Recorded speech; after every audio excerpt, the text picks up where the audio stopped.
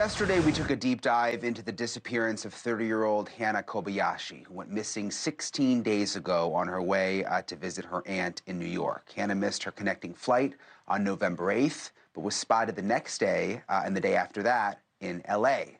The last day her family heard from her was November 11th. Hannah was then spotted back at the airport with an unknown person and was later spotted that night at the train station, also with an unknown person. Now, earlier that day, Hannah sent mysterious texts to friends and family. We also know Hannah sent two Venmo payments. There were Venmo payments on November 9th, the first at 6:25 p.m. with a bow and arrow emoji. The second was made less than an hour later, just with the word, quote, reading.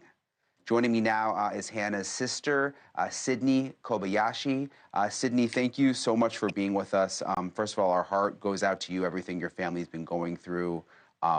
With your sister, we know your dad took his own life as he was searching for her. I mean, it's just been an unbelievably terrible situation. What do you want us to know, Sydni, about your sister and about your family? My sister, I've said this before, she's just such an amazing and beautiful person inside and out. She's always been independent, a very free spirit. Um, she, she likes to travel. She, sorry, this is just a lot. She's just a very beautiful person inside and out. And she would, I don't even know where to start. This whole situation is bizarre. She would have never done anything like this to our family. So that's what raises concern for me. But I also need to correct that she was not seen at the airport with anybody. So I'm sorry, I just heard that now, and I wanted to correct that from whatever standpoint you guys have. Yeah. Yeah, there's been a lot of different reports that have come out and things that have been said that aren't true and different, all sorts of stuff. And then I think people were just shocked when they found out about your dad and just so sad. I mean, the fact that he was there searching, I think for almost 2 weeks in LA, right, for her, and then took his own life. Like, was it just? I can't even imagine what he must have been going through. So I will speak for my dad, knowing him my entire life, and anybody that knows my father, they know that he was a very loving, caring, kind-hearted individual. And I was out in LA, and while I was with him, I knew that he genuinely fought until his last breath to find my sister, and he gave it his all. He deprived himself of sleep. He wasn't eating. He was only caring about everybody else's feelings but his own. He just didn't speak about how he was doing. And he pushed and he pushed and he fought for her as any loving parent would. Um, yeah. I mean, if any of us would have seen this coming, we would have done our best to prevent it. Yeah, I mean, no one knows how they're going to react in a situation like that. We've seen the text messages that don't really make a lot of sense to the family. These Venmo payments now are very strange. What do you think happened, Sydni? I mean, as a sister, do you have any sense? I don't. There, being in this kind of situation, you can't even. There's no way of preparing for it. Your mind goes in so many different directions, especially with the amount of information that we have, which is very little. All I know is that her whereabouts are still unknown. We're continuing to search for her. We have received information which makes us still be hopeful that she's still alive. We just can't divulge into it yet, and I don't think a lot of people understand that we have to be very careful of what we do release, because we're getting thousands and thousands of tips from like the family from LAPD, everything, everywhere. But this is just Yeah. completely out of character from my sister. And so intuitively knowing her and being so close to her my entire life, I just want to say this is absolutely not like her. Yeah, Especially and I like based understand you have to be on those careful. text messages. Yeah, especially with those text messages that she last sent. It just, in my mind, it feels like someone was controlling her, or someone was. Mm. It might have not even been her.